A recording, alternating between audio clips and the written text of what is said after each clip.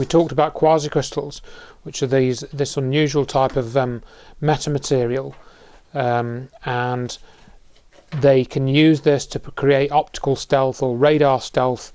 And he describes in the presentation there, I think he called it an electrochromatic coating, which that name suggests to me that by applying a particular voltage to this material, you can change the reflectivity or the colour to match, maybe the colour of the sky that you're in, so you can give it some measure of stealth.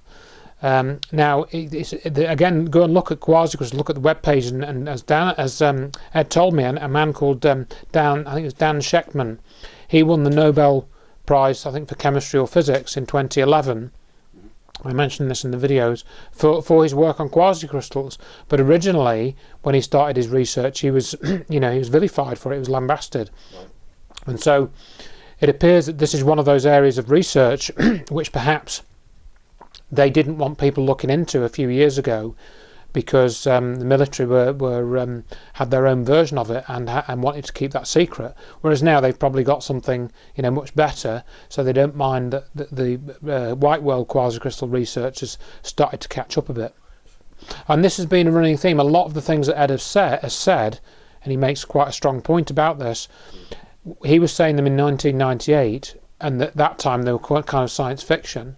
But things like quasicrystals, as you say, and some of the plasma physics, they've since kind of advanced in the white world to many of the sort of areas that Ed was talking about in '98. And we featured another whistleblower who mentioned plasma physics, who claimed that they had craft that had been to Mars in a previous show. Yeah, that's right. Because assuming all this is true, and I suspect that it is, because I think Ed Fouche is a 100% genuine guy. He's produced hundreds of documents to verify his credibility.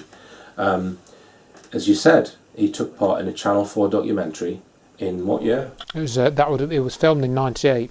98, but he was only featured for about 3 minutes. That's right. Like an hour and a half long. Well, it was actually, the whole thing was it was called Riddle of the Skies. People may be familiar with it, some of the longer time viewers. And it was 3 hours, or 3 hours airtime, but obviously about. I mean, he in '98 came out with these disclosures. They tried.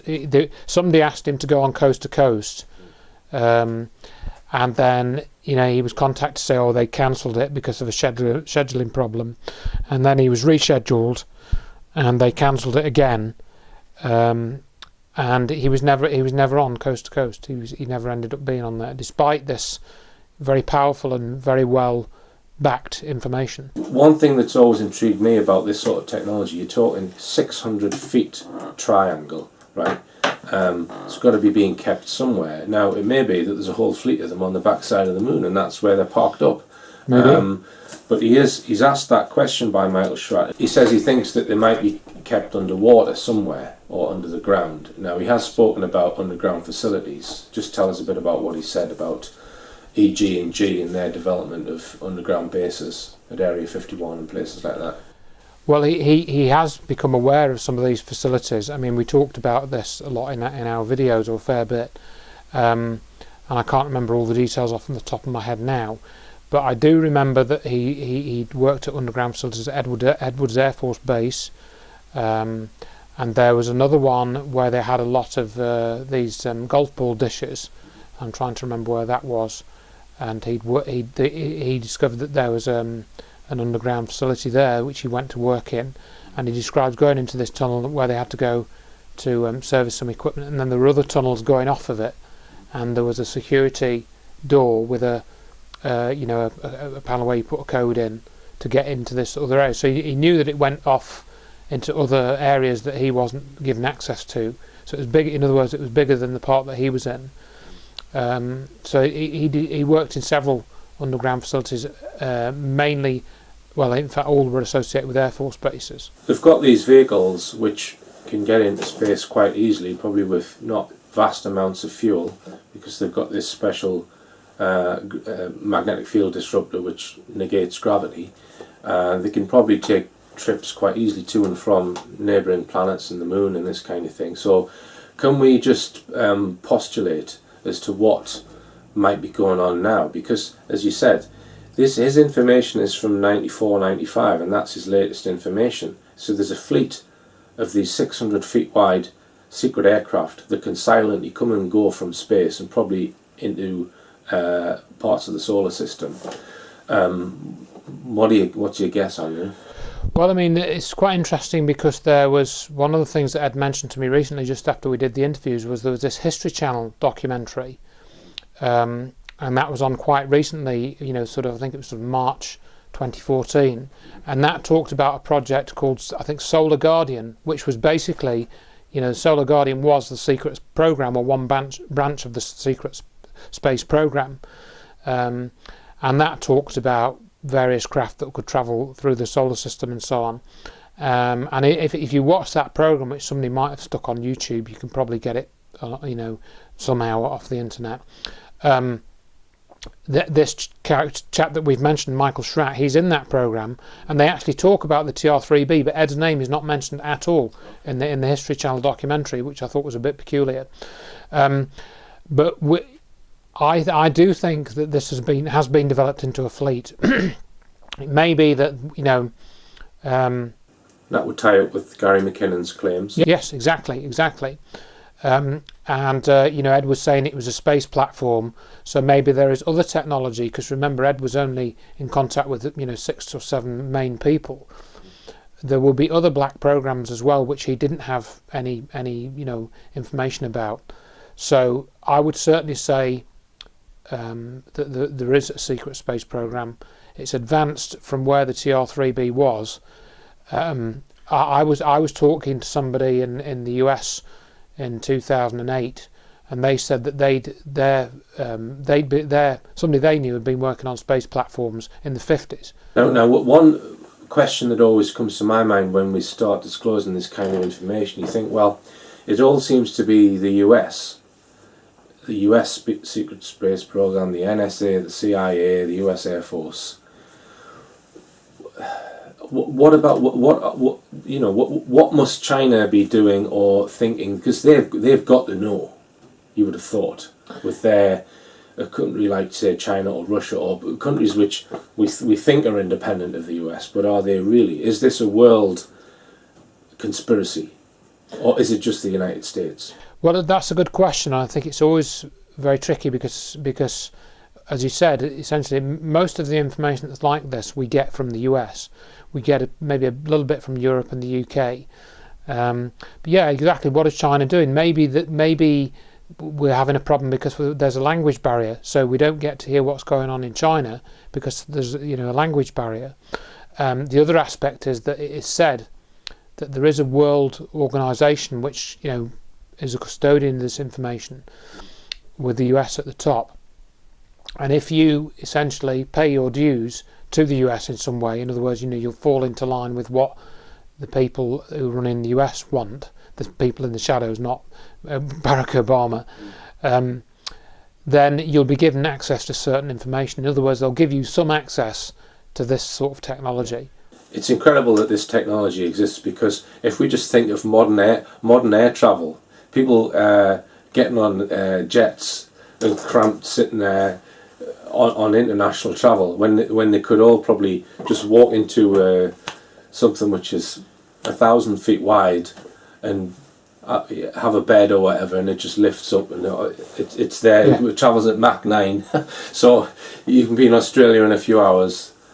And probably have your own room or whatever, yeah, on this huge craft. You know, that's what travel could be, mm-hmm, if they release this technology. Absolutely. But you think there's people actively trying to cover up and discredit the information so that it doesn't get out. Just tell us about that. Anti-gravity is one of those technologies, coupled with the free energy technology, which would completely transform the world that we live in. It would change everything. You know, we wouldn't need roads, we wouldn't need the conventional air travel. It would change everything. If we had anti-gravity generators, you know, to use in our everyday lives, it'd change construction. You know, it'd change everything. And I've come to the conclusion that, you know, the sorts of things we've been talking about are leakages in the secrecy, and they've got to be managed. And one take I have on this is because of this character called Alien Scientist, who is actually a fellow by the name of Jeremy Riss, who's had quite a popular YouTube channel. And it was actually because of this Alien Scientist that was how I came into contact with Ed Fouche, because Alien Scientist had been publishing hit piece videos on Dr. Judy Wood, who many people have heard me talk about with you, and we've all talked about that extensively. And he'd posted some hit pieces on her on his YouTube channel, and then I noticed that the presentation that we've been watching bits of, 1998, I'd never seen that up until a couple of years ago. Even though it was filmed in 98, it wasn't available on the internet, and it popped up on Alien Scientist's YouTube channel, which I thought was a bit peculiar. And I wrote to Ed Fouche through YouTube, and I said, well, I don't think this Alien Scientist character has been totally honest. I think he's up to something. I think he's helping the cover up. And ultimately it was Ed that wrote to me, because he'd become unhappy with what this Alien Scientist was doing with the information that Ed had given Alien Scientist Jeremy Riss. And so Ed had sort of Ed contacted me, and we mutually decided to do these lengthy interviews. So, and of course the anti-gravity connection to 9/11 is the research of John Hutchison, who's also produced anti-gravity type effects with some of his experiments. And the Alien Scientist character had stuff about John Hutchison on his channel, and he also had stuff about another fellow we haven't mentioned yet called Eugene Podkletnov, who's I think from one of the Eastern Bloc countries, and he developed a force beam, which you and I were talking about yesterday, where if you could have a force beam, in other words like a force of gravity that you could direct down to the ground, for example from something like a TR3B, it would act like a tripod leg, even though there's nothing physically there, and you could eventually prop this craft up on a force beam. And or you could fire it at the moon and push yourself along. Exactly, yeah. So yeah, you could use it to or you could have two beams, one firing at the ground and one off the moon or something, and then propel yourself in a given direction. And it was Podkletnov that had discovered this, and that was also this Podkletnov video suddenly surfaced on Alien Scientist channel. I wondered where he got all these from. So it looked like he'd become a host for all this information, keeping it in one place. And then putting a debunking spin on it. Well, when he needed to. I mean, he did that with Ed eventually. He eventually put debunking stuff about Ed on his channel. All right then, Andrew, thanks again for your comments. Fascinating stuff as usual. And it just remains for me to say, believe none of what you hear and only half of what you see. I'm Richard D. Hall. Good night.